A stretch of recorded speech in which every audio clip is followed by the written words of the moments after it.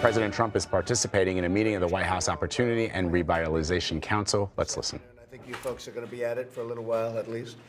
The vice premier is here and lots of top people from China. They very much want to make a deal. We'll see what happens. It's got to be a good deal. It's got to be a good. It's got to be a great deal. It's got to be a great. Look, we've been losing over many years, 4, 5, $600 billion a year. We're losing. A few years ago, 200 routinely to China. We can't do that. We're going to turn it around. It's got to be a great deal. If it's not a great deal, we're not doing it. But it's going very well. Top officials are here. And, we're very well along on the deal. It's a very complex deal. It's a very big deal. It's one of the biggest deals ever made, maybe the biggest deal ever made. It'll be a great deal for our farmers. Technology, intellectual property theft. Everything is covered. There's not a thing that's not covered. We could have made a quickie, but we're in a very good position. Our economy is way up. China's not way up. And we're going to either make a very good deal or we're not going to make a deal at all. But I think it looks like the deal is moving along very nicely. So I think you're going to meet me and we're going to say hello to the media for a little while, sometime after 2 o'clock. Okay? Thank you, everybody. Thanks, everybody. Thank you. Yeah, a lot of good things are happening with Mexico. Mexico understands that we're going to close the border or I'm going to tariff the cars. I'll do one or the other. And you probably start off with the tariffs. That'll be a very powerful incentive because Mexico has the strongest immigration laws anywhere in the world. They don't have courts like we do. We have a stupid system of courts. It's the craziest thing in the world. We could be the only country that has it. You put a foot on the property. You put a foot into the United States. Congratulations. Go get Perry Mason to represent you. You end up with a court case. And then they release you, and you come back 4 or 5 years later, but nobody comes back. 2% come back. The not-so-smart ones come back. It's the most ridiculous system anyone's ever seen. And we have catch and release, and we have chain migration where somebody comes in and brings the whole family, bring them all, your grandparents, your brothers, your sisters, your cousins. The craziest thing I've ever seen, put in by Democrats. And the Democrats are going to straighten it out. And if they don't straighten it out, and I predicted this. I mean, I hate to see it, but at least I can say I was right. I told everybody, you have a national emergency at our border. And nobody even talks about drugs, the drugs that are flowing in. So for the last 4 days, and you actually have covered it to a very minor extent, Mexico has been capturing people and bringing them back to their countries at their southern border. They've been taking people under their very powerful laws. They have the right to do it, and they're bringing them back to where they came from. That's been about 3 days now, I guess, frankly, since they heard I was going to close the border. But before I close the border, if Mexico, and we love Mexico, we love the country of Mexico, we have 2 problems.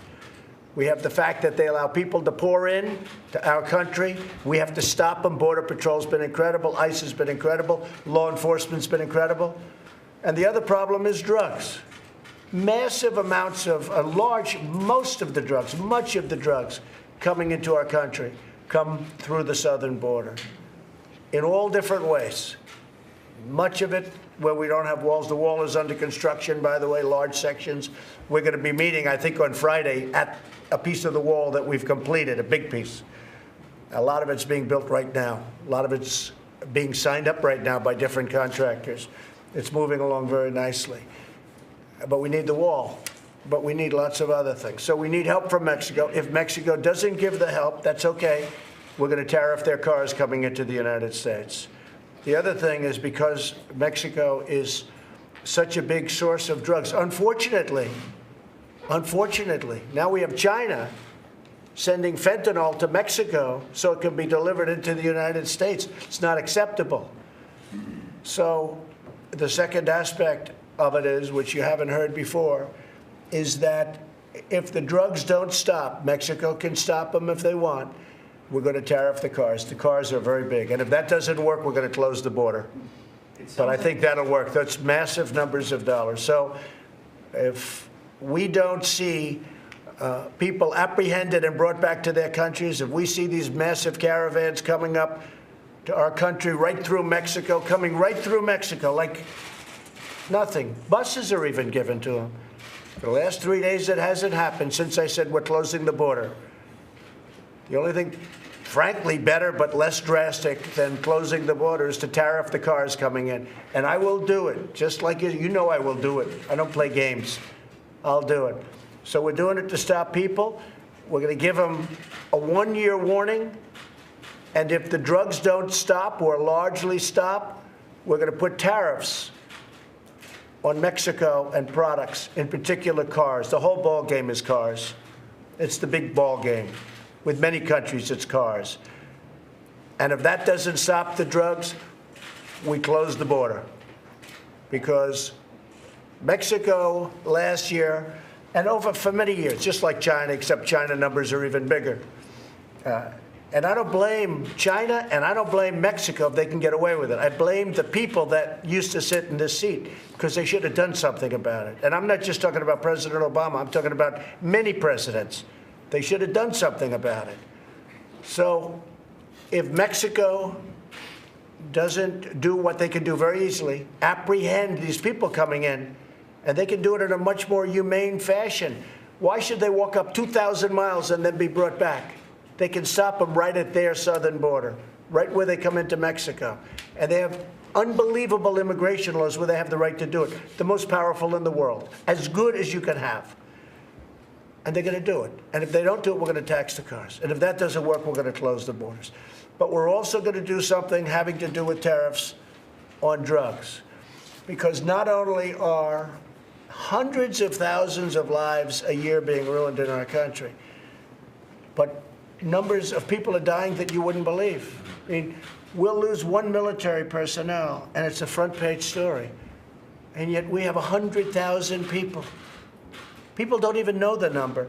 They say 77,000, they say 72,000. Any number they give, you can guarantee to raise it. And if the drugs don't stop, we're going to put tariffs on. It also costs our country at least $500 billion through our southern border, $500 billion.